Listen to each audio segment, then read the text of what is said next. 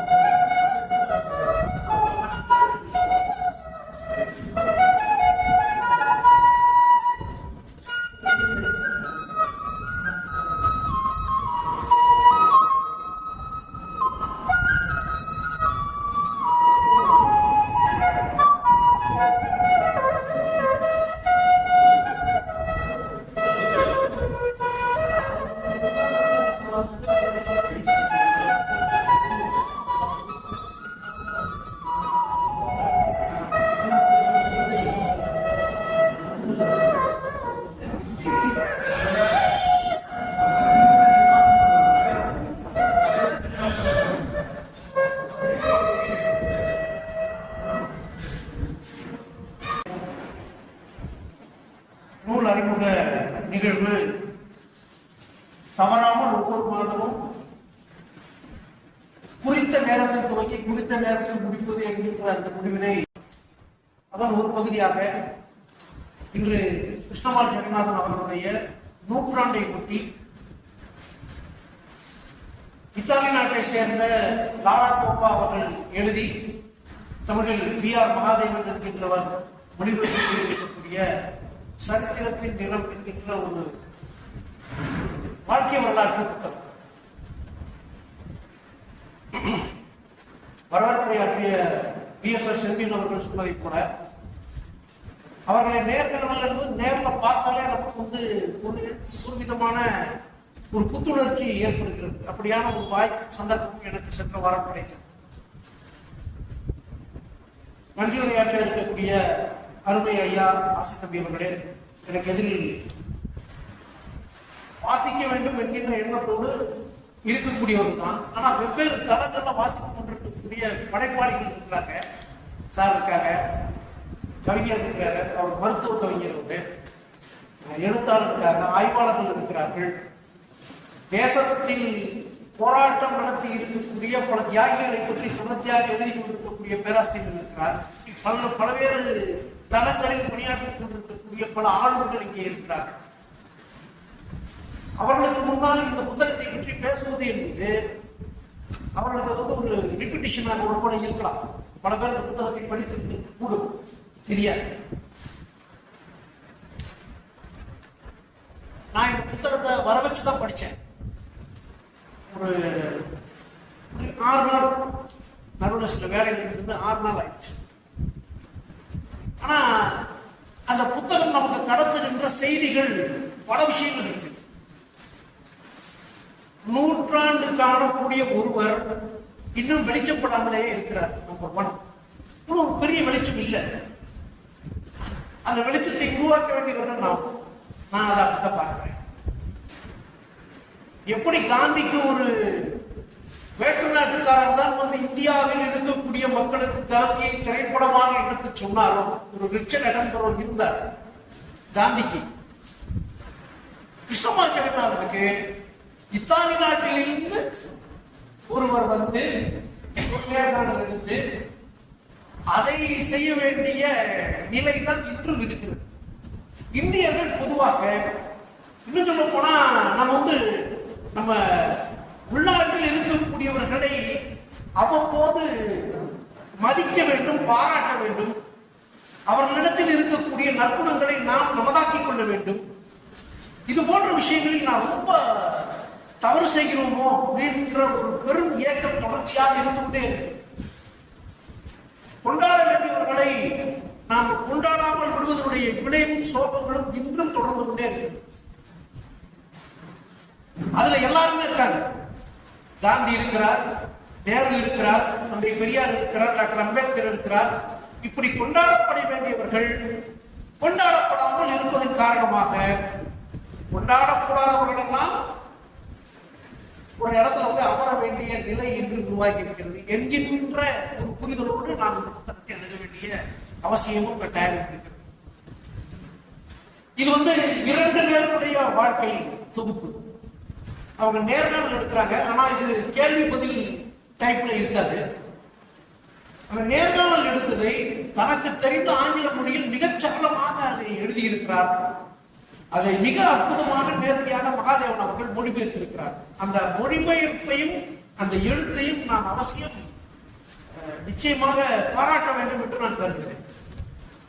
கடினமான ஆங்கில வார்த்தைகளுக்கு கூட எளிமையான தமிழ் சொல்லாடல்களை பயன்படுத்தி அது வாசிக்கக்கூடிய ஒரு புத்தகமாக நம் அனைவருக்கும் கொடுத்திருக்கக்கூடிய விஷயம் ரொம்ப நல்ல விஷயம். அதை மிகச் சிரத்தையோடு இந்த வெளியீட்டகம் தன்னகம் அப்படின்னு சொல்லக்கூடிய அந்த வெளியீட்டகம் அதனுடைய பதிப்பாளர் திரு சிவராஜ் அவர்கள் இவர்கள் எல்லோருக்கும் நான் நன்றி கடன் செலுத்த வேண்டியவர்கள் என்று நான் கருதுகிறேன். ஒரு முன்னுரை மாதிரி லாரா கோப்பா துவக்கிறாங்க. இந்தியாவில் ஒரு முழுமையான ஒரு புரிதலை உருவாக்குவதற்கு துவக்கிறாங்க.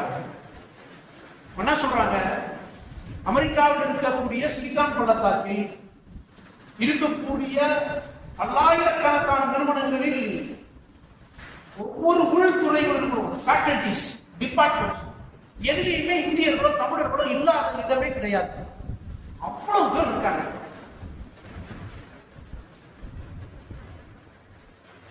சின்ன குக்கிராமங்களில் இருந்து படித்து தேர்ச்சி பெற்று அமெரிக்காவினுடைய மிகப்பெரிய பொருளீட்டும் சம்பாதிக்கும் அந்த இடத்தில் இருக்கக்கூடிய இந்தியர்கள், அதாவது இந்தியர்கள் இருக்கக்கூடிய ஒரு இடத்துல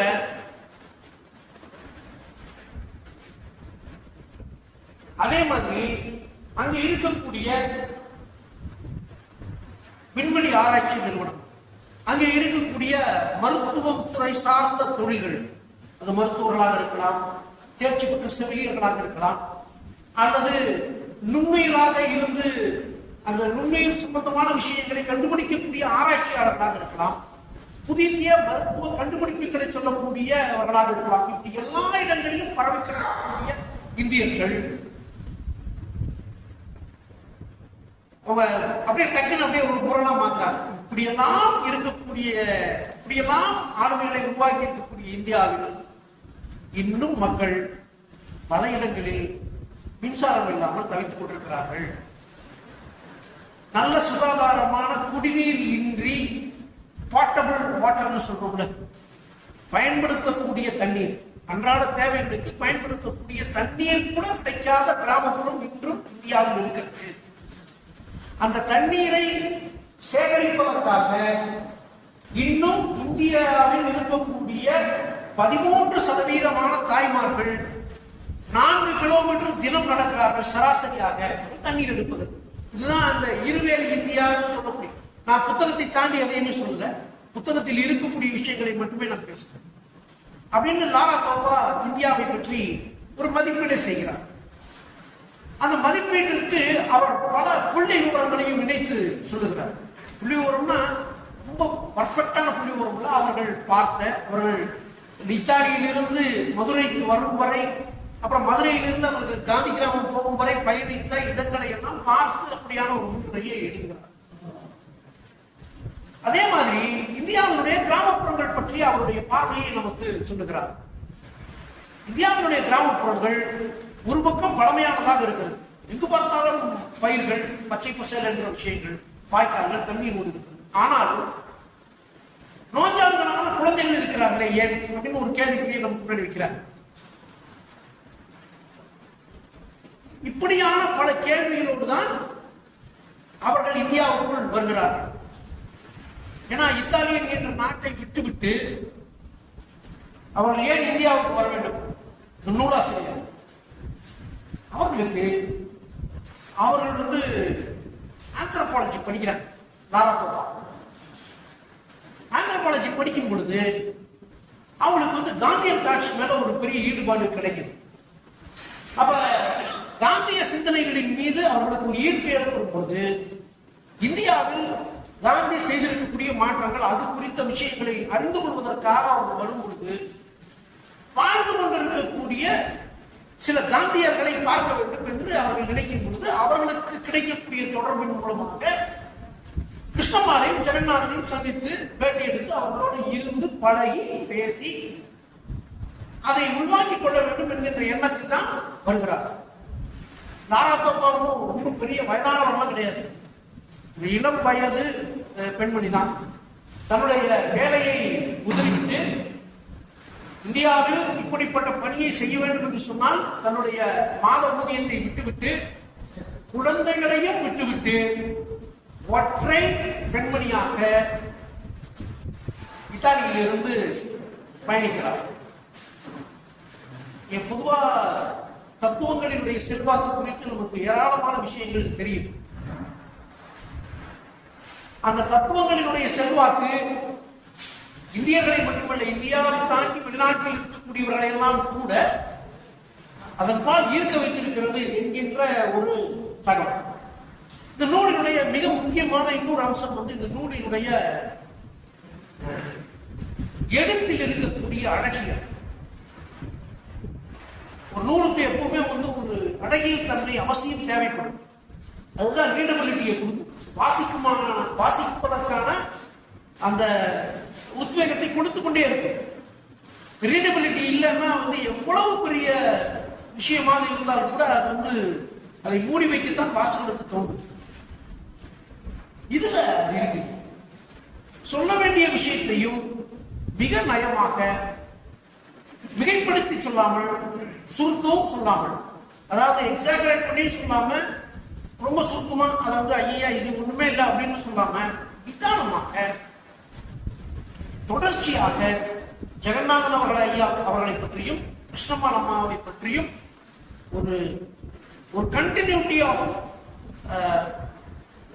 சீக்வன்சஸ் ஆஃப் இயக்கங்களோட இணைத்து அதை மிக நேர்த்தியாக சொல்லி இருக்கக்கூடிய அந்த அழகியல் தன்மை இந்த நூலுக்கு மிகப்பெரிய வலு சேர்த்திருக்கிறது என்றுதான் நான்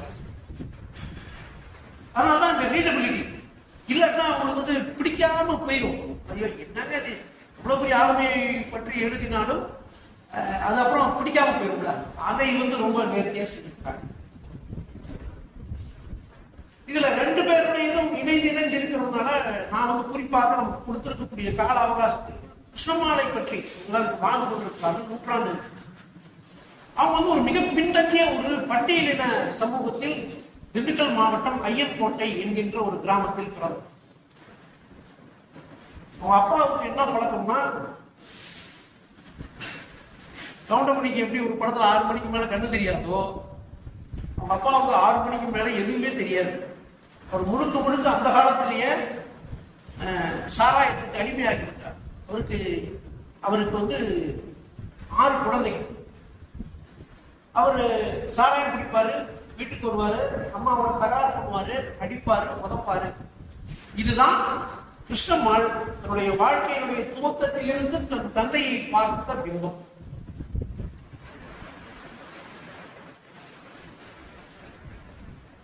முழுக்க அதுதான். வீட்டுக்கு வருவாங்க, அவங்க அம்மா வேலை பார்ப்பாங்க. வேலை பார்த்துவிட்டு வீட்டுக்கு வருபவர்களை அந்த அம்மாவை அவர் அடிப்பார், புரிவாங்க, படுத்து தூங்கிடுவாங்க, சாப்பாட்டை உதப்பாரு. இப்படி பல நாள் அவங்க அப்பா எடுத்து வைத்திருக்கக்கூடிய சாப்பாட்டை உதைத்து விட்டு யாருமே சாப்பிட முடியாமல் போகக்கூடிய நிலைமையை ஏற்படுது. அப்ப பாதி நாள் அவங்க வந்து இரவில் பட்டினியாக உறங்கி இருக்கிறார்கள். இவர் மட்டுமல்ல, இவர்களோட கூட பிறந்த சகோதரர்கள் எல்லாம். அதுல காலப்போக்கில் வந்து அவங்க அவரோட கூட பிறந்தவங்க 2 பேர் இறந்து போயிருந்தாங்க. தாயினுடைய அரவணைப்பிலேயே வளர்க்கிறாங்க. ஒரு ஆணை பற்றிய ஒரு பிம்பம் இப்படியான ஒரு நிலைமையை கிருஷ்ணம்மாளை தள்ளுகிறது. ஆண் அப்படின்னாலே அதுதான் அப்படின்ற மாதிரியான ஒரு மனநிலைக்கு போயிருக்கு. ஆனா மனசுக்குள்ள தான் ஏதாவது இந்த வாழ்க்கையில ஏதாவது ஒன்றை சாதிக்க வேண்டும் என்கின்ற எண்ணமும் சிந்தனையும் மேலோங்கி இருக்கிறது கிருஷ்ணம்மாள்.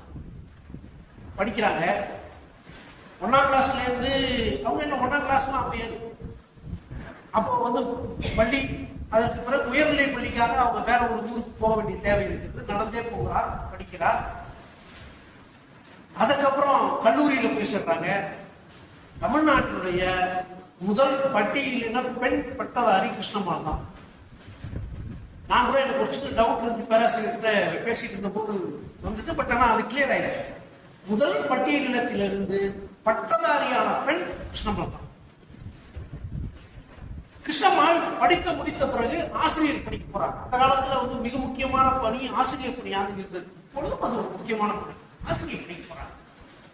ஆசிரியர் பணிக்கு போகும் பொழுது குழந்தைகளுக்கு நற்சிந்தனைகளையும் அதன் மூலமாக சமூகத்துக்கு சேவை செய்ய வேண்டும் என்கின்ற எண்ணத்தையும் தொடர்ச்சியாக அவங்க குழந்தைகளுக்கு போதித்துக் கொண்டே இருக்கிறார். அப்படி பண்ணிட்டே இருக்கும் பொழுதுதான் அவங்களுக்கு டிவிஎஸ் குடும்பத்தை சேர்ந்த டாக்டர் சவுந்தரம் அவர்களோடு தொடர்பு ஏற்படுகிறது. ஒரு மிகப்பெரிய காந்தியவாதி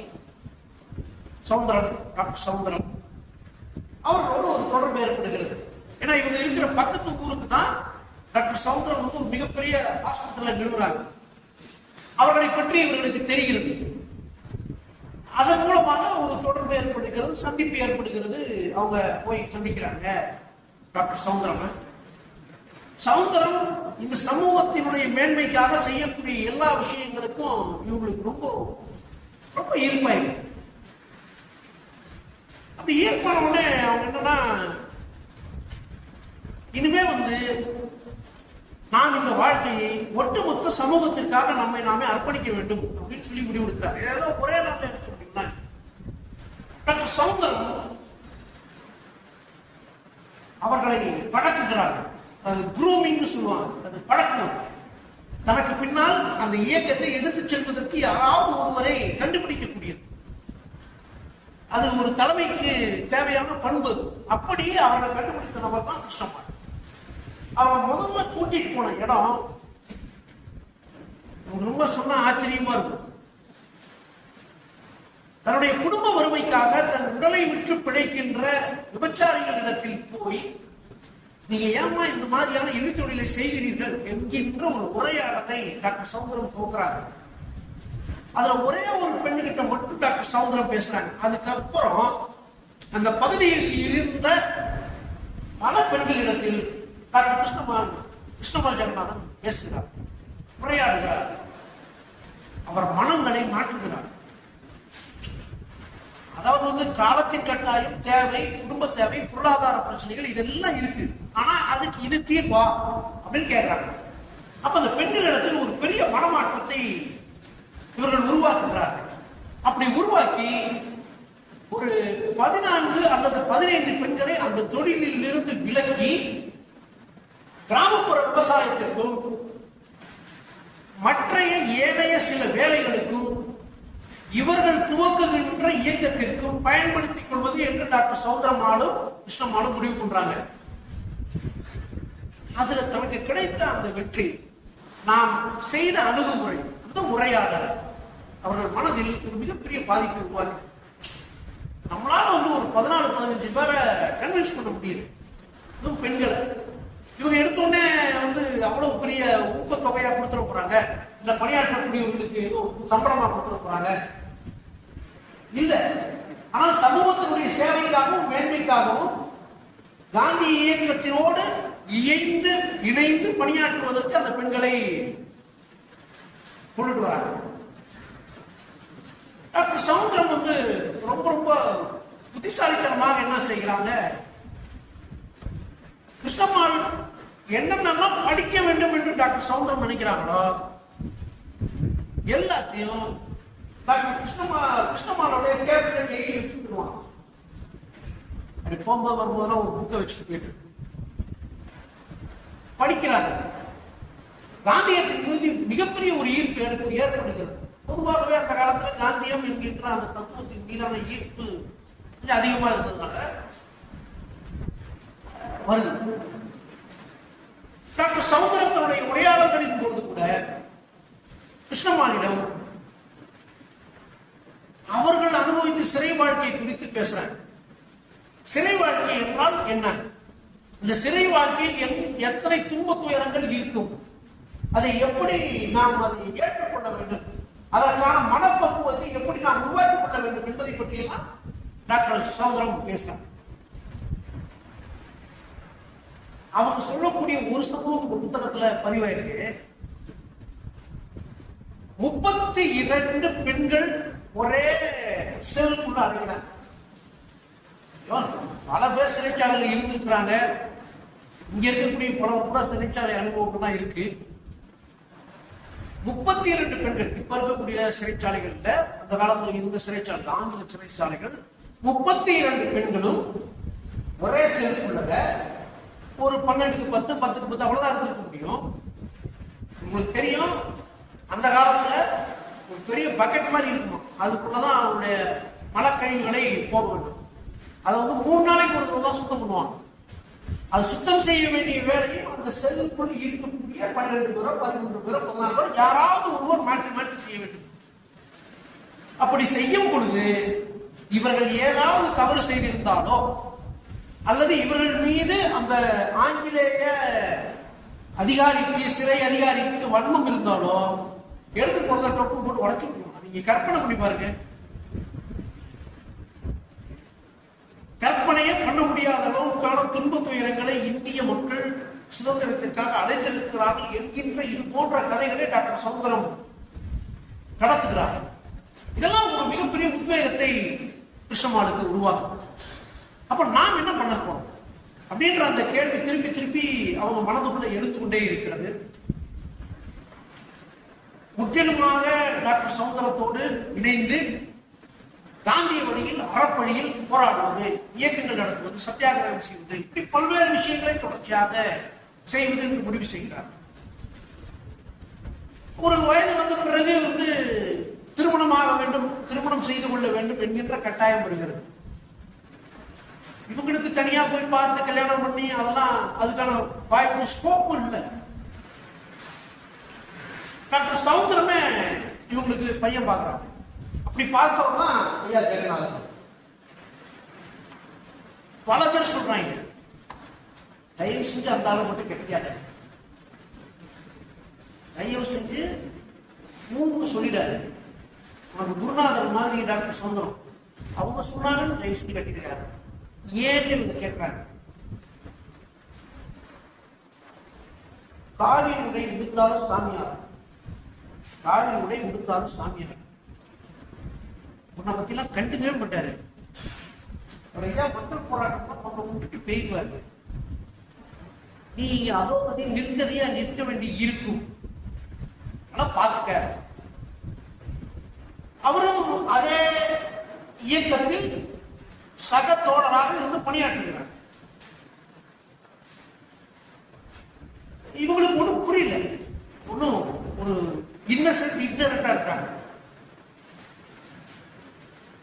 இவங்க ஒவ்வொருத்தரும் ஒரு மாதிரி சொல்றாங்களே அப்படின்னு சொல்லி டாக்டர் சௌந்தரம் ஜெகநாதன் போய் பேசுறாங்க. உனக்கு இந்த மாதிரி கல்யாணம் பண்ணி வைக்கலாம்னு யோசனை பண்றேன், அந்த பொண்ணை நீ கல்யாணம் பண்ணிக்க. நான் கல்யாணமே பண்ணிக்க மாட்டேன்ற முடிவுல இருக்கேன், உங்களுக்கு தெரியாதா அப்படின்னு ஜெகநாதன் கேட்க. ஏன் அப்படின்னு, நான் என் வாழ்க்கையை இந்திய மக்களினுடைய நலனுக்காக அர்ப்பணித்து விட்டேன், என்னை குறுகிய குடும்ப வாழ்க்கைக்குள் தள்ளி விடாதீங்க அப்படின்னு சொல்லி ஜெகநாதன் சொல்றேன். அப்போ இவங்க கேட்கறாங்க, நான் பண்ணலையா, காந்தி பண்ணலையா, அவர் பண்ணலையா, இது பண்ணிட்டு ஏராளமான விஷயங்களை இவங்க சொல்றாங்க. ஓமைகளாக, உதாரணங்களாக, எடுத்துக்காட்டாக சொல்றாங்க. அவருக்கு உடனே பேச்சுலர் லிஸ்ட் அவருக்கு ப்ரொடியூஸ் பண்றாரு. குடும்பத்தை லிஸ்ட்ல சொல்லிட்டு இருக்கீங்கள, நான் ஒற்றையாளாக இருக்கக்கூடிய பல பேரை நான் பார்க்கிறேன்னா அப்படி எடுத்துட்டு போறேன், என்ன பிரச்சனை இருந்தாலும் தொடர்ந்து பேசினால் கண்ணும் கரையும் என்கின்ற விஷயத்தோடு அவர் கல்யாணம் பண்ணிக்கிறாங்க. திருமணம் நடக்கிறது. ஒரு மிக மிக எளிமையான திருமணம். திருமணம் முடிந்த அன்று இரவே டாடா காட்சி கிளம்புகிறார். திருமணம் நடந்து முடிந்த இரவே கிருஷ்ணம்மாளுக்கு வணக்கம் சொல்லிவிட்டு என்னை இந்தியா அழைக்கிறது அப்படின்னு சொல்லிட்டு கிளம்பிட்டார். இவங்களும் இந்தியாவில தான் இருக்காங்க. கிளம்பிட்டாங்க. எங்க போறாருமா, பாத யாத்திரையாக வட இந்தியாவில் இந்திய சமூகம் எப்படி இருக்கிறது, அதுவும் குறிப்பாக மக்கள் எப்படி இருக்காங்கன்றதை அறிந்து கொள்வதற்காக ஒரு மிகப்பெரிய பாத யாத்திரை நடத்துறாங்க. யாரும் ஒரு குரூப் எங்க வரைக்கும் போகுதுன்னா கைலாஷ் மானசரோவர் வரைக்கும் போகுது. இப்ப கைலாஷ் மானசரோவர் போறதா இருந்தா 2 நாடுகளுக்குள் ஒப்பந்தம் ஏற்பட்டு நீங்க அவர்களிடத்தில் விசா வாங்கி அந்த பாஸ்போர்ட் கிளியர் ஆகி இதெல்லாம் பண்ணணும். அந்த காலத்துல இருந்திருக்கும். ஆனா இதை விட மிக மோசமாக பின்தங்கிய ஒரு காலத்தில் கிளம்பி கைலாஷ் மானசரோவர் போயிடுறாரு. சரி, கைலாஷ் மானசரோவர் போயிடுறாரு. இவங்க இங்க சௌந்தரம் அம்மாவோட பணிகளை துவக்கிட்டாங்க, செஞ்சுட்டு இருக்காங்க. இவர் அங்க போயிட்டு அப்படி ஒரு பாதி மத்திய பிரதேசம் தாண்டும் பொழுதே காந்தியினுடைய ஒரு மிகப்பெரிய சீடரான வினோபா பாபாவை பார்த்துட்டார். ஒல்லியான உருவம், தட்டையான தேகம், ஒரு நல்ல ரோடு மாதிரி இருக்கு அவருடைய. அப்படிதான் எழுதுறாங்க. நாரா தோப்பா கிட்ட ஜெகநாதன் சொன்னது. தட்டையான உருவம், எங்கேயும் மேடு பள்ளமே இல்லையா. அவங்க அதுக்கு சொல்லக்கூடிய ஊமை பாருங்க, இந்திய சாலைகளை போல் அல்லாமல், நான் அழகியல் சொன்னேன், இந்திய சாலைகளை போல் அல்லாமல் ஒரு மெலிந்த தட்டையான தேகத்தை கொண்ட ஒருவரை ஜெகநாதன் சந்திக்கிறார். ஏன்னா அவங்க ஏன் அப்படி ஊமை சொல்றாங்க அப்படின்னா, அவங்க மதுரையிலேருந்து வந்து சின்னாலப்பட்டி வரைக்கும் வந்து ட்ரெயின்ல, சின்னாலப்பட்டியிலேருந்து காந்தி கிராமத்துக்கு 2 வீலர்ல போறாங்க. அந்த அனுபவத்திலேருந்து அவங்க சொல்றாங்க. சின்னாலப்பட்டிக்கு காந்தி கிராமத்துக்கும் பெரிய தூரமே கிடையாது, 3 கிலோமீட்டர் தான். அந்த 3 கிலோமீட்டர் அனுபவமே எங்கேயோ ஒரு இடத்தில் ஒரு ஒப்பீட்டு தன்மையோடு பயன்படுத்தக்கூடிய ஒரு நிலைமையாக மாறுது. அப்போ ஜெகநாதன் சிந்திக்கிறார். வினோபா பாவேனுடைய கொள்கைகளை ஏற்றுக்கொள்கிறார். வினோபா பாவேனுடைய கொள்கைகள் பூதான கொள்கை. அவர் வந்து ஒரு ஸ்பிரிச்சுவல் லீடர். அவர் வந்து பகவத்கீதையை, குரானை, பைபிளை எல்லாவற்றையும் கரைத்து பிடித்தவர். அது குறித்து அவர் ஏராளமான நூல்கள் எழுதியிருக்கிறார். அந்த 3 முக்கியமான நூல்கள் குறித்தும் அதில் உள்ள நல்ல அம்சங்களையும் இணைத்து அவர் வந்து மிகப்பெரிய ஒரு பெரிய களஞ்சியத்தை கொடுத்திருக்கிறார். அவரோட கிளம்பிட்டாரு. அவருக்கு அதை பத்தி எல்லாம் ஒன்றும் யோசனை இல்லை. இப்ப கல்யாணம் பண்ண வீட்டுல அங்க ஒரு அம்மா இருக்குது, அதை பத்தி எல்லாம் இல்லை. அவர் பாட்டு கிளம்பிட்டாரு. அவங்க என்ன பண்றாங்க அப்படின்னா, உத்தரப்பிரதேசம், அதை ஒட்டி இருக்கக்கூடிய பீகார், அதுக்கப்புறம் மத்திய பிரதேசம், இந்த பகுதிகள் முழுவதும் பாத யாத்திரையாக சென்று ஊருக்குறாக கிராமமாக சென்று காந்திய கொள்கைகளை பரப்புவது, மக்களை நல்வழிப்படுத்துவது, இதுதான் வேலை. இந்த வேலையை தொடர்ச்சியாக செய்வதற்கு போயிடுறாரு. கிருஷ்ணபால் இங்க நம்மளுடைய சமுதிரத்தோட பண்ணும்பொழுது அவங்களுக்கு ஒரே ஒரு விஷயம் தான் பண்ணக்கூடாது. நான் திருப்பி அந்த விஷயம் அவங்களுக்கு அவங்க தனிப்பட்ட வாழ்வில் ஏற்பட்ட அந்த துயரம், ஒரு ஆண் இப்படித்தான் இருப்பான் என்கின்ற நிலைமையிலிருந்து பெண் விடுதலைக்காக நான் என் வாழ்வை அர்ப்பணிக்க வேண்டும். அவன் பெண் விடுதலை அப்படின்னா, பெண் விடுதலை என்பது எப்படியான விடுதலை என்பதை பல பேர் சொல்லியிருக்கிறாங்க. அப்ப அது கல்வியில், பொருளாதாரத்தில், ஆணாதிக்கத்தில் இருந்து இப்படி பல்வேறு விஷயங்கள், இது சமூக கட்டமைப்பினுடைய விஷயங்களே பெண்களை பின்னுக்குத்தானே இருக்குது. அதிலேருந்து எல்லாவற்றையும் மாற்றுவதற்கான ஏற்பாடு, பெண்ணை எல்லா இடத்திலும் முன்னிலைப்படுத்துவதற்கான அந்த ஒரு போராட்டத்தை கிருஷ்ணம்மாள் துவங்குகிறார்கள். டாக்டர் சமுத்திரமும் அதற்கு வழிகாட்டுகிறார். இவங்களுக்கு அப்பவே காந்தியை பார்க்கணும்னு ஒரு ஆசை வந்து, காந்தியை பத்தி நிறைய படிச்சிருக்காங்கல்ல சமுத்திரம் சொல்லி காந்தியை பார்க்க வேண்டும் என்கின்ற ஒரு ஆசை இருக்குது.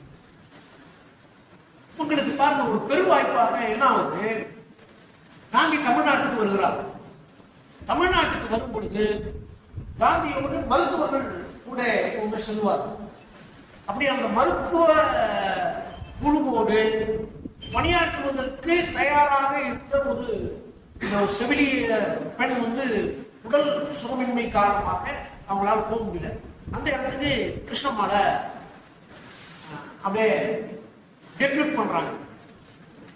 காந்தியை பார்க்க வேண்டும் என்று நினைத்த கிருஷ்ணம்மாளுக்கு 10 நாட்கள் காந்தியோட இருப்பதற்கான கொடுப்பனே கிடைக்கும்.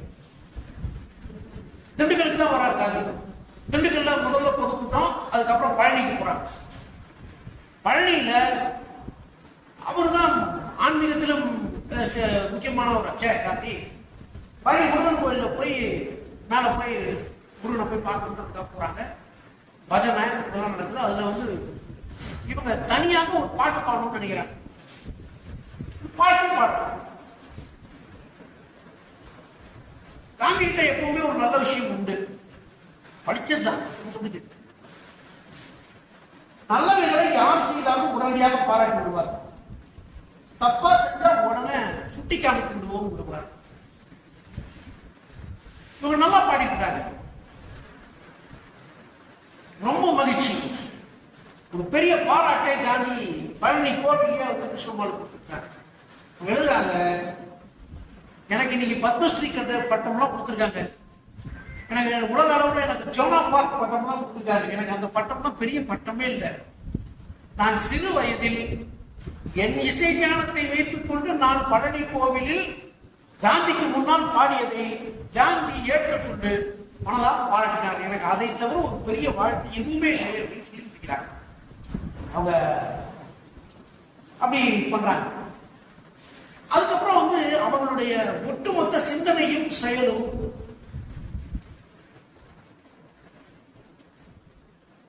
கிராமப்புற மேம்பாடு, கிராமப்புறத்தில் இருக்கக்கூடிய மக்களிடத்தில் சுதந்திர உணர்வை ஏற்படுத்துவது, அந்த வேட்கையை உருவாக்குவது, அதற்காக கிராமம் கிராமமாக பயணிப்பது. இப்போ ஒரு கைலாஷ் மானசரோவர் போனார்ல, அவங்க இணையர், அவர் வந்து கரெக்டா 366வது நாள் திருப்பி வர்றாரு. 1 வருஷம் கழிச்சு தான் திருப்பி வர்றாரு. அதுக்கு அவர் ரொம்ப கேஷுவலா என்னமா எப்படி கேட்க, மனைவி கட்டிய மனைவியை அன்று இரவே விட்டு பாத யாத்திரையாக கைலாஷ் மானசரோவருக்கு வினோபா பாவேவோடு போனவர் ஓராண்டு கழித்து திருப்பி வருகிறார். இப்போவாவது இங்க இருப்பீங்களான்னு இந்த அம்மாவும் கேட்கல, அவரும் நான் இன்னும் உன் கூட தான் இருக்கேன்னு எந்த வாக்குறுதியும் தரவே இல்லை. கடைசி வரைக்கும் அவர் எங்க போறோம் அவர் போராட்டத்துக்கு போயிட்டே இருப்பாரு, இவங்க எங்க போறாங்களோ அப்படி போயிட்டே இருப்பாரு. இதுதான் அவருடைய வாழ்க்கையாகவே கடைசி வரையில் அப்படிதான் இருந்திருக்கிறார். ஆனா இடைபிரியாமல் அப்படியே ட்ராக் போயிருக்காரு. அப்படியான ஒரு வாழ்வை, ஒரு மகத்தான இணைய வாழ்வையும் வாழ்ந்திருக்கிறாங்க அப்படின்றதுதான். இதுல வந்து ஐயா ஜெகநாதன் பற்றிய ஒரு 3 அத்தியாயம் இருக்கு. அது நமக்கு முக்கியமானதுதான், அவசியமா படிங்க. நிறைய நிகழ்ச்சி தரக்கூடிய சம்பவங்கள் இருக்கிறது. ஜெகநாதன் ஐயா பற்றி தெரிந்து கொள்ள வேண்டிய சம்பவங்கள். ஒரு அரட்ரோசரை போட்டு நேரா போய் போலீஸ் ஸ்டேஷன் முன்னாடி போய் சத்தியாகிரக போராட்டத்தில் உட்காந்துருவாங்க. அதாவது உண்மையான உண்ணாநிலை போராட்டம். நான் அந்த அண்டர்லைன் மட்டும் படிக்கிறேன், நான் அதுக்கு மேல பேசினா அது வந்து அரசியலா. உண்மையான உண்ணாநிலை போராட்டம். காவலர்கள் வந்து அந்த காலத்து காவலர்கள், இந்த காலத்து காவலர்கள் மாதிரி தான் அந்த காலத்து, திருப்பி அது வேற அரசியல். காவலர்கள் பற்றி நான் பேசல. பொதுவாக காவல்துறை அவரை வந்து எப்படியாவது அப்புறப்படுத்துவதற்கு ஏற்பாடு செய்வது, அவர் அடி வாங்குவது, திருப்பி சிறைக்கு போவது, அங்கே சில சிறை கூட்டணிகளை அனுபவிப்பது, திருப்பி வெளியே வருவது, திருப்பி போராட்டங்களை நடத்துவது, இது மாதிரியான போராட்டங்களை தொடர்ச்சியாக நடத்தி கொண்டே இருக்கிறார். ஒரு பக்கம் ஜெகநாதன், இன்னொரு பக்கம் கிருஷ்ணன். நீங்க ஜெகநாதனுக்கு கொடுத்த அதே ட்ரீட்மெண்ட் கிருஷ்ணமான கொடுக்க முடியாதுல்ல. அம்மா வாங்கம்மான்னு தான் கூப்பிட முடியும். பிடிச்சி தரலன்னு எடுக்கலாம், போலாம், வரலாம். பட் இருந்தாலும் அந்த காலத்திலேயே அவங்களும் அறவழி போராட்டங்களை நடத்திருக்கிறாங்க. அது வெவ்வேறு வடிவங்கள்ல இருக்கு.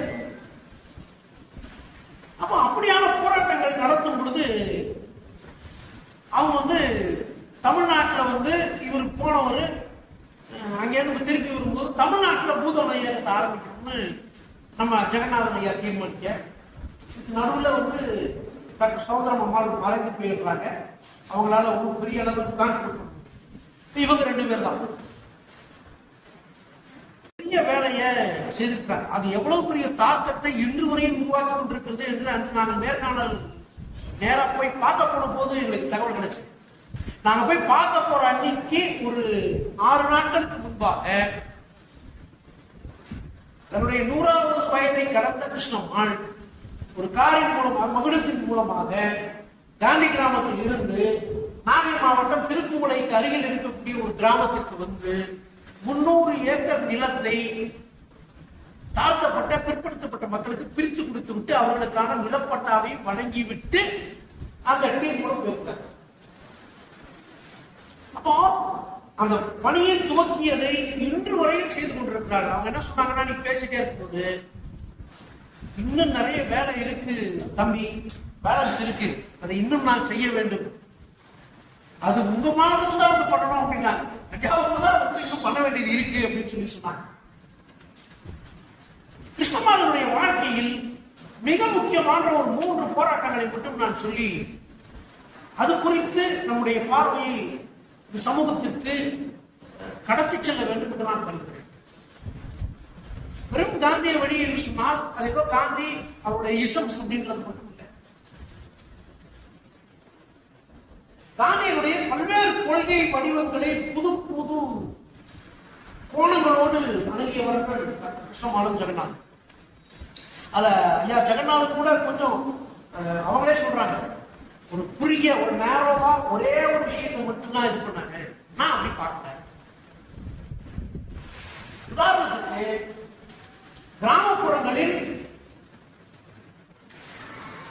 அதாவது பண்ணை அடிமைகள் எப்படி இருந்தார்கள் என்கின்ற இந்த வரலாறுலாம் இங்க இருக்கிறவங்க எல்லாருக்கும் தெரியும்.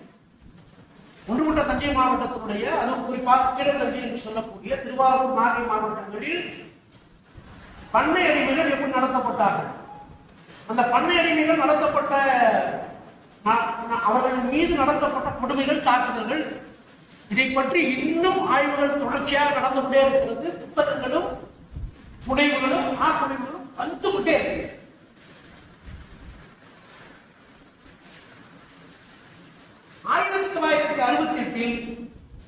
டிசம்பர் 25 வெண்மணி சம்பவம் நடந்த போது முதலாக போனவர் அடுத்த நாள் காலையில் குன்றக்குடி அடிகளாருக்கு முதல்ல போன் பண்றாங்க. தகவல் தெரிஞ்சவங்க குன்றக்குடி அடிகளார் அங்கிருந்து நேரா வராங்க, இவங்க போறாங்க.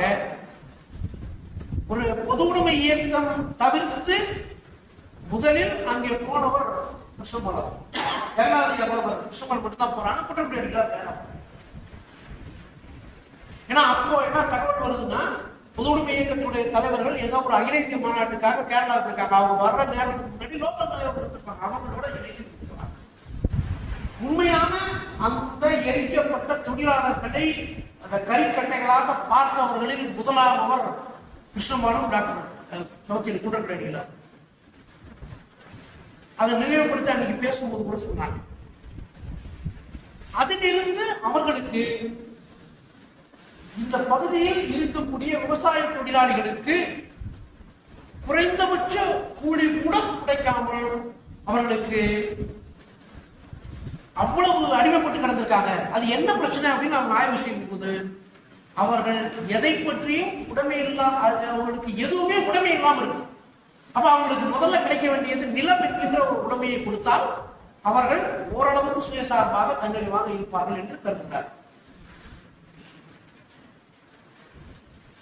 அப்போ அந்த வெண்மணி சம்பவத்தை பற்றி அவங்க சொல்லி இருக்கக்கூடிய விஷயங்கள், அதிலிருந்து நமக்கு கிடைக்கக்கூடிய சில அனுபவ பகிர்வுகள் ரொம்ப முக்கியமான வரலாற்று ஆவணங்கள் என்று நான் கருதுகிறேன். அது ரொம்ப அவசியம் நம்ம வாசிக்க. அதே மாதிரி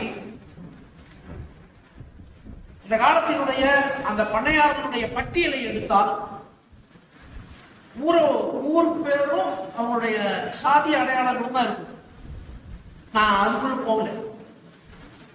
ஆனா அவங்க நடத்திய மிக முக்கியமான போராட்டங்களில் ஒன்று வலிவளம் என்று சொல்லக்கூடிய ஒரு ஊரில் நடத்திய ஒரு மிகப்பெரிய போராட்டம். அந்த வலிவளம் பண்ணைக்கு எதிராக அவர்கள் நடத்திய அந்த போராட்டத்தை பற்றி 32 பக்கம் 12 பக்கம் அது குறித்த அனுபவங்களை லாரா தப்பாவோடு அவர் பகிர்ந்து கொடுத்தார். ஒரு முழுமையான ஒரு படத்தை, குறிப்பாக பட்டியலின மக்கள் அங்கே அனுபவித்த கொடுமைகள், அதிலிருந்து அவர்களை மீட்டு அவர்களையும் ஒரு மனிதர்களாக அந்த வலிவளம் பண்ணை பார்க்க வைப்பதற்காக அவர்கள் எடுத்துக்கொண்ட முயற்சிகள். இந்த முயற்சிகள் அனைத்தையும் சத்தியத்தின் வழி நின்று, அறத்தின் வழி நின்று, காந்திய வழி நின்று அவர் சொல்லியிருக்கார். கோயில் நுழையும் போராட்டம் நடந்திருக்கிறது, தெருவுக்குள் நுழையக்கூடிய போராட்டம் நடந்திருக்கிறது. நீ அதெல்லாம் படிச்சு பாருங்க. ஊருக்குள்ள வர்றதே பெரிய விஷயம். அப்புறம் ஊருக்குள்ள செருப்பணிந்து நடந்து வைக்கக்கூடிய போராட்டம், அதற்கு அவங்க தலைமை ஏற்றது. பெண்கள் வெளியே வருவது, பெண்களுக்கான அந்த கூலியை உயர்த்தி கொடுப்பதற்கான ஒரு போராட்டம். இவங்க ஒரு பக்கம் இந்த பக்கம் போராட்டம் பண்ணிட்டு அரசோட பேச்சுவார்த்தை நடத்துவது. இந்த காலத்தில் வந்த நில உச்சவரம்பு சட்டத்தின் அடிப்படையில் இவர்களுக்கு மட்டும் ஏன் இவ்வளவு ஏக்கரால் நிலம் இருக்கு, ஏன் இதை மக்களுக்கு பிரித்து கொடுக்கல அப்படின்னு அதுக்கு நடத்தின சட்ட ரீதியான போராட்டம். இதை பற்றி எல்லாம் அப்படியே ஒரு தொடர் சங்கிலியை போல அப்படியே ஒரு சம்பவத்தை கூட மிஸ் பண்ணாம அப்படியே ரொம்ப நல்லா பதிவு பண்ணியிருக்காங்க.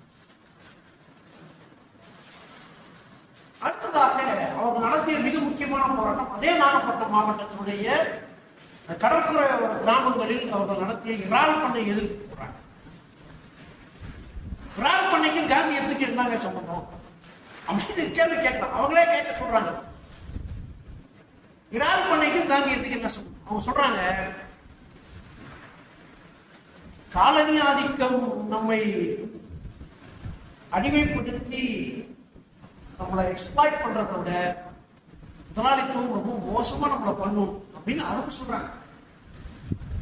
உங்களிடத்தில் அதிகமான காசை கொடுத்துட்டு பெரிய முதலாளி ஆகிட்டீங்கன்னு உங்களை வஞ்சகமான வார்த்தைகளை சொல்லி உங்களிடமிருந்து உங்களுடைய நிலங்களையே எடுத்து அதை அழித்து அவன் நாட்டுக்கு தேவையானவற்றை இங்கிருந்து எடுத்து செல்வதற்கான எல்லா ஏற்பாடுகளையும் செய்வதுதான் முதலாளித்துவ சூழ்ச்சி என்று கிருஷ்ணமால் பதிவு செய்கிறார்.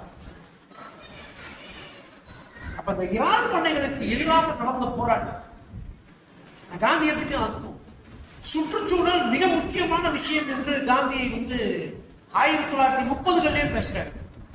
இந்தியாவுடைய சுற்றுச்சூழல் ஏன் மாசுபட்டுக் கொண்டே இருக்கிறது, இந்தியாவுடைய இயற்கை வளங்கள் ஏன் இவ்வளவு மாசுபட்டுக் கொண்டிருக்கிறது? அவருக்கு கூட இருந்தவர் யார் என்பது உங்களுக்கு தெரியும். நாம் நம்முடைய தஞ்சை மாவட்டத்தில் இருக்கக்கூடிய பேராவூரணியில் பிறந்து ஒரு மிகப்பெரிய சிந்தனையாளராக வளர்ந்து காந்தியத்திற்கு முறையேற்றிய ஜே.சி. குமரப்பா. ஜே.சி. குமரப்பா பல்வேறு புதிய தொலைநோக்கோடு விவசாயம் சார்ந்த விஷயங்களை சொல்லிக்கொண்டே இருக்கிறார். அப்படி சொல்லிக்கொண்டே வரும் பொழுது அதனுடைய விஷயங்களையும் ஜெகநாதனும் உள்வாங்கிக் கொள்கிறார். ஏன்னா இவன் ஜே.சி. குமரப்பாவோட ஒரு பீரியட் ஆஃப் டைம்ல நிறைய ஒர்க் பண்றாங்க. ஜே.சி. குமரப்பாவோட தொடர்பு ஏற்படுத்தி கொண்டு நிறைய ஒர்க் பண்றாங்க. அப்போ அவங்க அந்த அதுல இருந்து கிடைக்கக்கூடிய சில விஷயங்களை உள்வாங்கிக் கொண்டு இறால் பண்ணை போராட்டத்திற்கு பயணிக்கிறார். கிராமம் கிராமமா போறாங்க. அவங்க சொல்ற கணக்கு அது 1990களில் நடைபெற்ற போராட்டம் பதிவு. 90களில் இருந்த அரசுகளை பற்றி நமக்கு தெரியும். 93லேருந்து 96 அதுக்கப்புறம் இருந்த அரசுலாம் தெரியும். ஒவ்வொரு முறையும் இந்த இறால் பண்ணை போராட்டம் சம்பந்தமாக சட்ட ரீதியான பிரச்சனைகளை உயர் நீதிமன்றத்திலோ உச்ச நீதிமன்றத்திலோ வழக்காக தொடுத்து ஜெகநாதன் அங்கே இருப்பார். இவர்கள் நாகை மாவட்ட கடற்கரையோர கிராமங்களில் சென்று கொண்டே இருப்பார். நடுவில் ஒரு 2 நாள் போராட்டம் நிற்கும். சீஃப் மினிஸ்டர் போய் பார்க்க போவாங்க, அக்ரிகல்ச்சர் மினிஸ்டர் போய் பார்க்க போவாங்க. தொடர்ச்சியான விஷயம். அவங்க அதுல ரொம்ப வருத்தப்பட்டு சொல்ற விஷயம் என்ன அப்படின்னா, ஒரு காலத்திலும் அரசியல்வாதிகள் வாக்குறுதிகளை கொடுத்த வாக்குறுதிகளை நிறைவேற்றியதே இல்லை அப்படின்னு தான் சொல்றாங்க. நான் தனி அறையில் இருந்து எங்களிடத்தில் சொன்ன எந்த வாக்குறுதியையும் நடைமுறைப்படுத்த விடும் பொழுது எந்த அரசும் சரி அந்த அரசியல்வாதியோ அல்லது அமைச்சரோ நிறைவேற்றியதே இல்லை. ரொம்ப வருத்தப்பட்டு வேதனையோட சொல்றாங்க. இதெல்லாம் ஒரு பதி தெரிஞ்சுக்கிறதுக்காக நான் சொல்றேன். இறால் பண்ணை ஒழிப்பு போராட்டத்தில் அவங்க எடுத்துக்கொண்ட முயற்சி, அதற்கு பிறகு அமெரிக்கா உட்பட பல்வேறு நாடுகளில், தாய்லாந்து, ஜப்பான்ல, தூரக்கிழக்கு நாடுகளில் இறால் பண்ணைகள் அமைத்து அந்த நாட்டினுடைய கடல் வளம் எப்படி ஒன்றுமில்லாமல் ஆய்ப்போனது என்பதை எல்லாம் படங்களாக எடுத்து கிராமப்புறத்து மக்களிடத்தில் ஒரு மிகப்பெரிய புது அறிமொழியை கொடுத்து அந்த மக்களை எஜுகேட் பண்றாங்க. ஏன்னா இறால் பண்ணை என்பது நன்னீர்கள் தான் வளரும், உப்பு நீர்லாம் வளராது. அதோட கழிவு திருப்பி போய் கடல்ல போகும்போது கடற்கரை கரையோர மீனவர்களுடைய வாழ்வாதாரம் எப்படி பாதிக்கிறாரு ஒரு மிக முக்கியமான விஷயம். ஏன் இன்னைக்கு ஆழ்கடல்ல தான் போய் மீன் பிடிக்க வேண்டிய தேவையும் கட்டாயமும் இருக்கு அப்படின்னு சொன்னா இறால் பண்ணையில நீங்க கழிவுகள் போய் கரையில சேர அங்க இருக்கக்கூடிய மீன் இனம் கூட அழிந்து போக மீன்கள் வளர்வதற்கான இடமும் சூழலும் ஆழ்கடல்ல போயிடுச்சு. அதனால தமிழ்நாட்டு மீனவர்கள் ஆழ்கடலுக்கு தான் சென்று மீன் பிடிக்க வேண்டும் என்கிற விஷயத்தை எல்லாம் சொல்லி அதுக்கப்புறம் நீதிமன்றத்தினுடைய போராட்டம். அந்த நீதிமன்றத்தினுடைய போராட்டத்தில் அவருக்கு துணையாக இருந்த வழக்கறிஞர் மாரியப்பனை பற்றி ஒரு நல்ல ஒரு அத்தியாயம். 150 லாயர் எழுத்தாப்புல உட்காந்துருப்பாங்க. மாறி மாறி ஒவ்வொரு கொஸ்டின் இவங்க கேட்கறதும் ஒவ்வொருத்தரும் மாற்றி மாற்றி மாற்றி மாற்றி வந்து சொல்லுவாங்க. இவர் ஒத்தையெல்லாம் நின்று பேச பண்ணுவாங்க. இதெல்லாம் நம்ம வாழ்ந்த காலத்துல தான் நடந்திருக்குன்ற தகவல் நம்ம எல்லாருக்கும் தெரியும். அடுத்தது இந்த நிலப்பகிர்வுக்காக அவங்க செய்த இயக்கம். ஒரு கட்டத்தில் அவங்க வந்து பூதான இயக்கத்துல வினோபா பாவையோட போறாங்க. ஒரு பெரிய பாத யாத்திரையை வந்து ராமேஸ்வரத்துல இருந்து துவக்குறாங்க. ஜெகநாதன், கிருஷ்ணம்மாள், வினோபா பாவை எல்லாரும் துவக்குறாங்க. முதல்ல வந்து ராமநாதபுரம் ராஜா கிட்ட பேச்சுவார்த்தை நடத்தாங்க. பூதான இயக்கத்தை பற்றி ஓரளவுக்கு எல்லாருக்கும் தெரியும் நினைக்கிறேன். அவங்களே வந்து அவங்களுடைய நிலத்தை மக்களுக்காக எழுதி கொடுத்தாங்க. ஃபர்ஸ்ட் ராமநாதபுரம் ராஜா வந்து 3000 ஏக்கரை கொடுத்துட்டாரு. வெளியே வந்தோடனே ஜெகநாதன் சொல்றாரு, இவர்கிட்ட 30,000 ஏக்கர் இருக்கு, ஆனா 3000 ஏக்கரை தான் நம்மளால வாங்க முடிஞ்சிருக்குன்றார். அப்பவே நமக்கு வந்து ஒரு படம் வருகிறது. அதுக்கப்புறம் ஒரு பழையார், அவரு 120, இதெல்லாம் பண்ணிட்டே வர்றாரு. ஆனாலும் பிரித்து இவர்களிடத்தில் வாங்கப்பட்ட நிலத்தை இவர்களால் பிரித்து கொடுக்க முடியாத ஒரு சூழ்நிலை இருக்கு. அந்த யதார்த்தத்தையும் அவங்க பதிவு செய்யறாங்க. நம்ம நிலத்தெல்லாம் வாங்கிடுறோம், அதை போய் பிரிச்சு கொடுக்கணும். இந்த நிலம் எல்லாமே வந்து எல்லாம் விளைநிலங்களா இல்ல, எல்லாம் தரிசா போடப்பட்ட நிலங்களை தான் அதையும் பதிவு செய்யறாங்க. நேர்மையோட இதய சுத்தியோட தான் அந்த பதிவு செய்யறாங்க. 3000 ஏக்கர் வந்து ராமநாதபுரம் ராஜா கொடுக்குறாரு. அதுல 2900 ஏக்கர் வந்து தரிசு, 100 மட்டும்தான் ஏறப்பிள்ளை விவசாயத்துக்கு உகந்த நிலங்கள். ஒரு 120 ஏக்கர் இப்படி கிராமம் கிராமமாக தனிநபர்கள் வாங்குறத விட்டுட்டு கிராமம் கிராமமாக வாங்கணும் அப்படின்னு போறாங்க. கிராமத்தெல்லாம் வைக்கல, கிராமமே முன்வந்து அதுக்கு ஒரு பேச்சுவார்த்தை. செங்கல்பட்டுக்கு பக்கத்துலாம் பெரிய பிரச்சனையாயிருக்கு, அடிச்சு விரட்டி விட்டுக்காங்க. ஏன்னா என் வீட்டு நிலத்தை நீ வந்து கேட்டுக்கிட்டு இருக்க, என்னடா கணக்கு வழக்கு, சும்மா இருக்க மாட்டீங்களா அப்படியே ஒருத்த கேட்டிருக்கான். அப்ப என் பொண்டாட்டி பிள்ளைகிட்ட போய் நான் என்ன பதில் சொல்லலான்னு கேட்டுக்காரு ஒருத்தர்.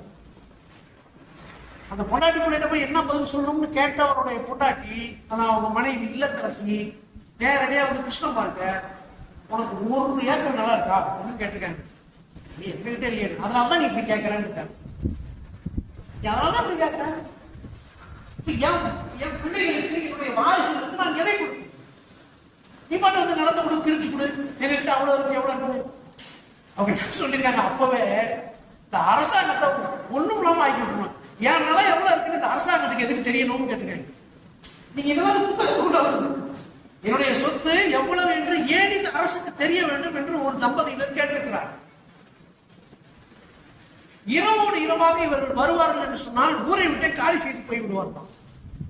இருந்ததுக்கு வந்து எங்க நிலத்தை கேட்ட எங்கேயாவது போயிருந்தது, நீ போயிட்டாங்களா அப்படின்னு கேட்டு தெரிஞ்சுட்டு வந்ததுக்கு பிறகு வர்றது, இது மாதிரிலாம் நடந்திருக்கு.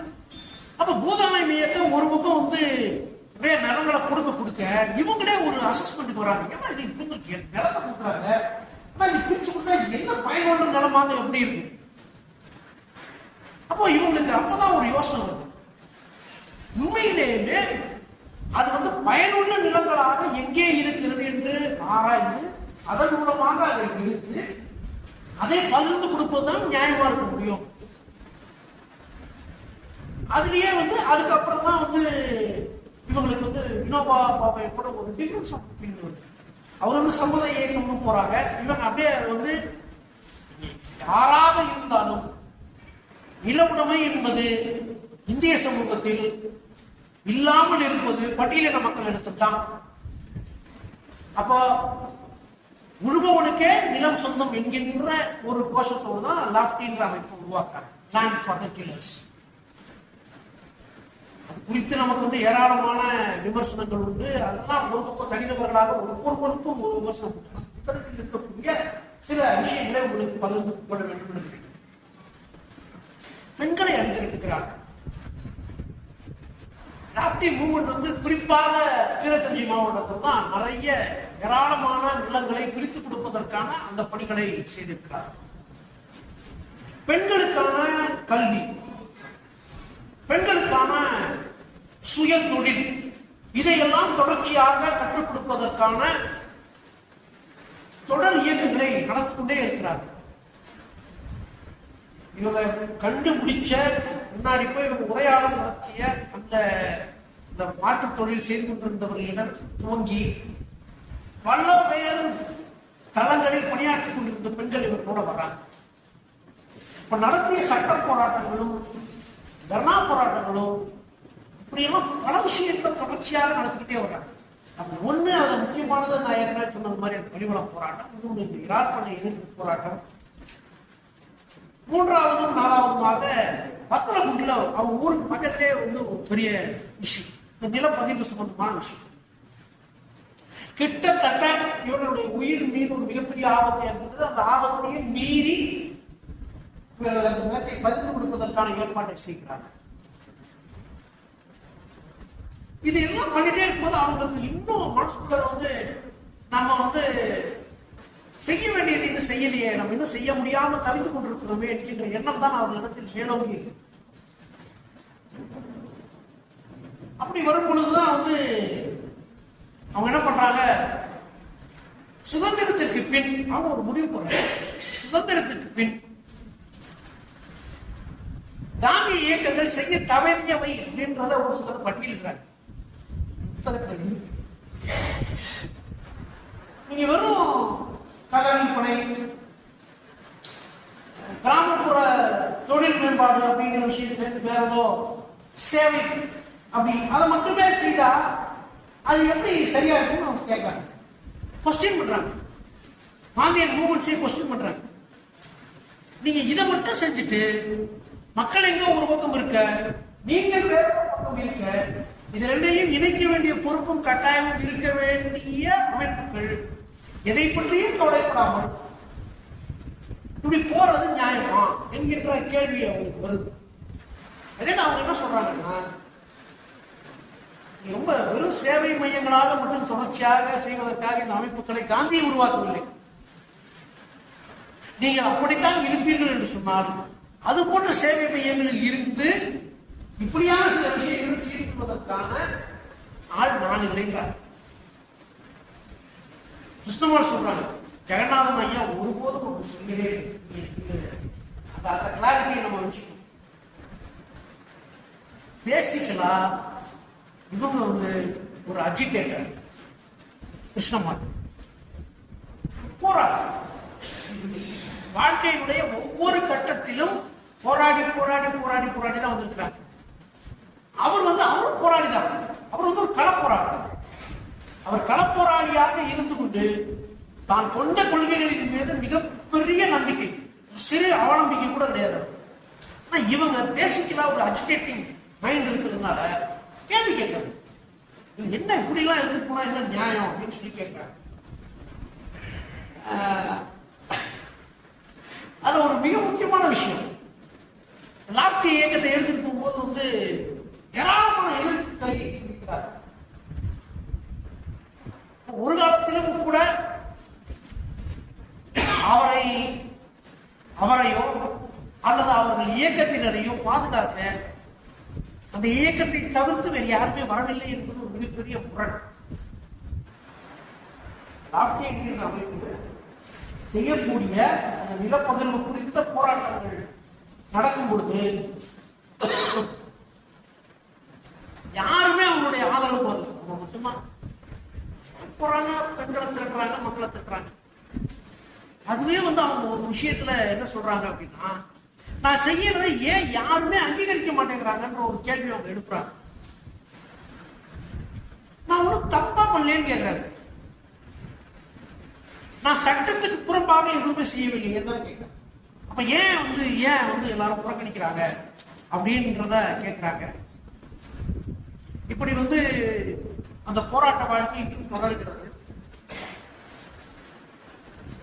ஜெகநாதன் ஐயாவுக்கும் கிருஷ்ணமாலுக்கும் 2 குழந்தைகள், 2 பேரும் மருத்துவர்கள். பெரியவங்க வந்து சத்யா அப்படின்ற டாக்டர் அவங்க செங்கல்பட்டுல இருந்ததாக இந்த புத்தகத்தில் இப்ப அவங்க எங்க இருக்கிறாங்கன்றது தகவல் தெரியல. அவங்க வந்து டாக்டர் படிச்சு அவங்க பாருங்க, அவங்க அதுல ஒரு அனுபவ பதிவு எழுதியிருக்காங்க. எங்க எங்க அப்பாவையும் எங்க அம்மாவையும் கண்டுபிடிக்கிறதுக்கே எனக்கு 8 வயசு ஆகிடுச்சு. நீங்க இதெல்லாம் கற்பனை பண்ணியே பார்க்க முடியல. பிள்ளைகளை விட்டு நாம் ஒரு நாளும் பிரிந்திருப்பதற்கு நாமும் யோசிக்கிறோம். எப்படி என் பையனோட இல்லாம நான் எப்படி எங்கேயாவது தூர தேசத்துல இருந்தாலும் இங்கிருந்து நம்ம கிளம்பி போயிருந்தது குட்டியை கட்டிட்டு பிள்ளையோட 8 ஆண்டுகள் பள்ளியில் சேர்ந்து ஒரு கிளாஸ் வர்றது வரைக்கும் அப்பாவையும் அம்மாவையும் பார்த்ததே இல்லை டாக்டர் சத்யா. ஒவ்வொருவருடைய வீட்டிலும் வளர்ந்து தெரிந்தவர்கள் உறவினர்கள் வீட்டில் வளர்ந்து படித்து மருத்துவ பட்டம் பெற்று அவங்க போய் போஸ்டிங் போடுறாங்க. அப்படியே அப்பா அம்மாவுடைய நிகழ்ச்சியை ஃபாலோ பண்றாங்க. செங்கல்பட்டு பக்கத்துல ஒரு ஆரம்ப சுகாதார நிலையம், ஒரு பாழடைந்த கட்டடமாக இருக்கு. அதை முழுவதுமாக புனரமைத்து வெறும் 3 ஆண்டுகளில் அது ஒரு முன்மாதிரி ஆரம்ப சுகாதார நிலையமாக மாற்றி அங்கேயே மகப்பேறு வசதிகள் அந்த பிரசவ வார்டை உருவாக்கி ஊட்டச்சத்து குறைபாடுள்ள குழந்தைகளை வீடுதோறும் போய் சந்தித்து அவர்களுக்கு பண்றாங்க. பையன் பேரு பூமிக்குமார். ஏன் அப்படி பேர் வச்சாங்கன்னு சொல்லி லாரா தோப்பா கேட்கிறாங்க. நான் சத்தியத்தின் வழி நின்றவன், அறத்தின் வழி நின்றவன், அதனால் என் மகளுக்கு சத்யா என்று பெயர் வைத்தேன். நான் பூதான இயக்கத்தில் இருந்து மக்களுக்கு இந்த நிலத்தை பிரித்து கொடுப்பதற்கான ஏற்பாடுகளை செய்யறதுக்காக நான் என்னை நானே ஒப்படைத்துக் கொண்டிருக்கிறேன். அதனால அவருக்கு பேர் பூமிக்குமார்னு வச்சுட்டேன். பூமிக்குமார் இப்ப தென்னாப்பிரிக்காவில் இருக்கிறார். அவருக்கு ஒரு மருத்துவர், அவர் குழந்தை மருத்துவர், குழந்தை அது ஒரு பீடியாட்ரிஷியன். அவருடைய அனுபவம் எழுதுறாரு. எங்க அப்பாவை நான் முதல்ல போய் பார்த்தது ஜெயில. ஜெயிலுடைய கம்பிகளுக்கு பின்னால் அவர் நிற்க, நான் இந்த பக்கம் நிற்க. என்ன தம்பி நல்லா இருக்கியா அப்படின்னு மட்டும்தான் அவர் கேட்டார். அவ்வளவுதான். அதுக்கு மேல அவர் வேற என்ன கேட்பார்? நான் எப்படி படிக்கிறேன் என்று கூட கேள்வி கேட்கிறேன். நானாகவே படித்தேன், டாக்டரான முயற்சி பண்றேன், இப்பவும் இருக்கிறேன். இது அவங்க நான் ஏற்கனவே வழக்கறிஞர் மாரியப்பன் பற்றி சொல்லிட்டேன். இப்போ அவங்க மகள் ஒரு ஓவராலாக அந்த 300 பக்கங்களில் நான் உள்வாங்கிக் கொண்ட விஷயங்களாக நான் கருதுவது, எடுத்துக்கொண்ட கொள்கைகளில் சிறிதும் பிசிறில்லாமல் தன்னுடைய வாழ்க்கையை இன்று வரை நடத்தி கொண்டிருப்போம். ஒருத்தர் மறைந்து விட்டார், ஐயா ஜெகநாதன் அவர்கள் மறைந்து விட்டார். அவங்க இருக்கிறாங்க. நாங்க போய் பார்த்தபோது அது ஒரு ஓட்டு கட்டிடம். காந்தி கிராமத்தினுடைய பல்கலைக்கழகத்தினுடைய வளாகத்திற்குள்ளே ஒரு தனியான ஒரு இடம். அவங்க இருக்கிற இடத்துக்கு நேர் எதிர்த்தாப்புல ஐயா ஜெகநாதனுடைய சமாதி, ஒரு ஓட்டு கட்டிடம். பார்வையாளர்களை சந்திப்பதற்காக இப்படியான ஒரு மேஜை. அந்த மேஜையில் அவருடைய மகன் வாங்கி கொடுத்த ஒரு பெரிய ஒரு டிவி ஸ்கிரீன் மாதிரி ஒன்று இருக்கு. வர்றவங்க நீங்க எந்த ஊர்ல இருந்து வர்றீங்க அப்படின்னு கேட்டுக்கிறாங்க. அந்த எளிமை, இன்னும் அவர் சாப்பிட்ட தட்டை அவரே கழுவி கொண்டிருக்கிறார் என்று மற்றவங்க அவங்களோட கூட இருந்தவர் சொன்னாங்க.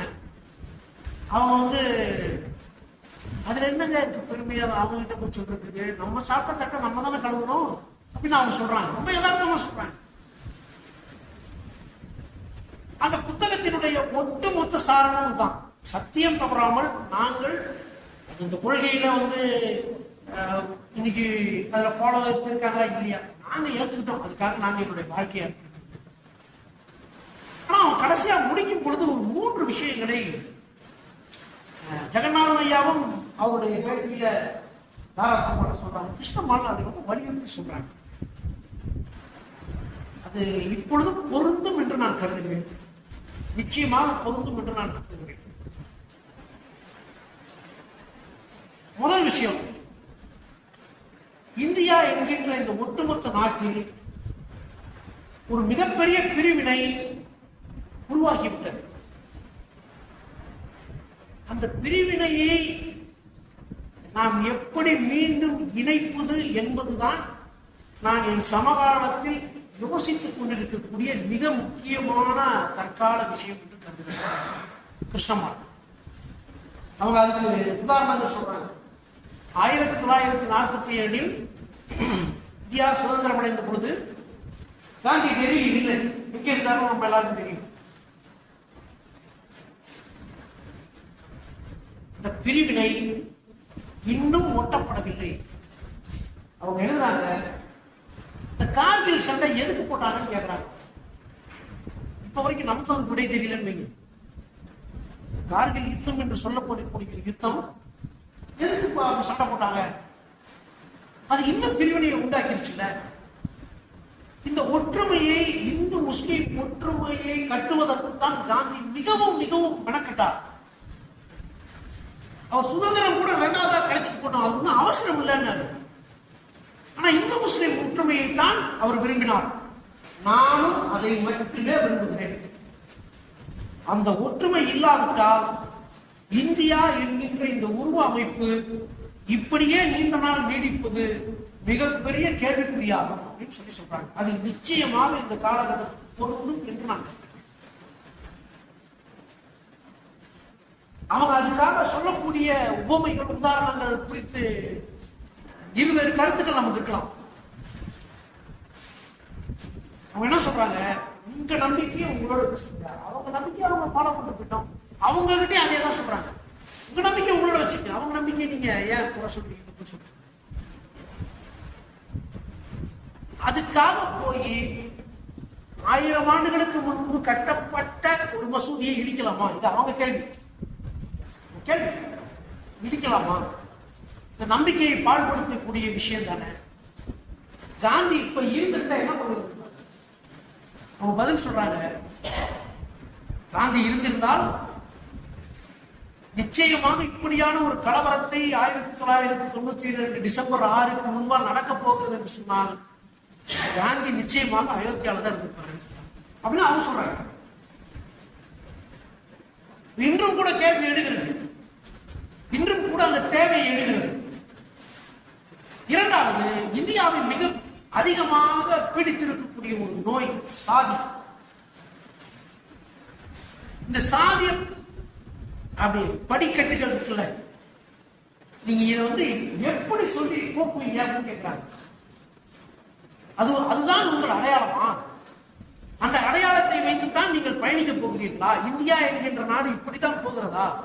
உங்களுக்குள் ஒரு அற்புதமான பிரிவினையை ஏற்கனவே மதத்தை சொல்லி பிரித்து விட்டு விட்டார்கள் காலனியாளர்கள். மதம் என்கின்ற போர்வைக்குள் ஒளிந்து கொண்ட சாதி மேலும் உங்களை பிரிவினையாக்கிக் கொண்டே இருக்கிறது. இந்த சாதி என்ன பயன் கேட்கிறார். மூணாவது, நீங்க கிராமங்களை தன்னாட்சி பெற்ற அமைப்புகளாக மாற்றாமல் இந்தியா நீங்கள் நினைக்கக்கூடிய அளவுக்கு ஒரு மிகப்பெரிய வளர்ச்சியை அல்லது நீங்கள் சொல்லக்கூடிய நீங்கள் கட்டமைக்கக்கூடிய பெரிய பெரிய பிம்பங்களை எல்லாம் ஒண்ணுமே செய்யாது. அது தளங்கள் இல்லாத கட்டடங்களாக இருக்கும், அடித்தளம் இல்லாத கட்டடங்களாக இருக்கும். கிராம சுயராஜ்யமும் கிராம தன்னாட்சியும் தான் முக்கியம். இதை மூன்றும் நீங்கள் காந்திய வழியில் செய்வதுதான் என்னுடைய இலக்கு அப்படின்னு சொல்லி அவங்க சொல்றாங்க. அப்ப உண்மையிலுமே ரொம்ப நெகிழ்ச்சியா இருந்துச்சு. நான் இந்த புத்தகத்தை கொஞ்சம் விட்டு விட்டு தான் படிச்சேன். என்ன காரணம் அப்படின்னு சொல்லி சொன்னா, ஒண்ணு கொஞ்சம் அவ்வப்போது நமக்கு ஏதாவது சம்பவங்களை படிச்சுட்டா கொஞ்சம் நெகிழ்ச்சியாயிருக்கு. புனைவிலையும் நீங்கள் நெகிழ்வடையலாம், இது போன்ற வரலாற்று நூல்களிலும் நீங்கள் நெகிழ்வடையலாம். இது உங்களை அழ வைக்கும், யோசிக்க வைக்கும், சிந்திக்க வைக்கும். அப்படி இந்த புத்தகத்தை படிப்பதற்கு ரொம்ப நாளா யோசனை பண்ணிட்டே இருக்கப்பட்டா இன்னும் தெரியல, படிக்கல. ஆனா இதை படித்து முடித்த பிறகு ஒரு வாழும் வரலாற்றை பற்றி நம்ம பேசுவதற்கு நம்ம ஏன் இவ்வளவு காலம் இன்னும் அவர்கள் மீது பெரிய ஒளி படவில்லை என்று நான் கருதுகிறேன். அந்த ஒளியை உருவாக்க வேண்டிய பணியை மக்கள் சிந்தனை பேரவை துவக்கி இருக்கிறது. மக்கள் சிந்தனை பேரவை அந்த ஒளியை மீண்டும் பரவலாக்க வேண்டும் என்று பணிவான வேண்டுகோள். எனக்கு இந்த புத்தகத்தை அறிமுகம் செய்ய வைக்க வாய்ப்பளித்த மக்கள் சிந்தனை பேரவையுடைய மாநில துணைத் தலைவர் பேராசிரியர் ஐயா விஜயராமலிங்கம் அவர்களுக்கும், வாய்ப்பளித்த தஞ்சை நகர நிர்வாகிகளுக்கும், அனைவருக்கும் வந்திருந்த அனைவருக்கும் நன்றி கூறி நிறைவு செய்கின்றேன்.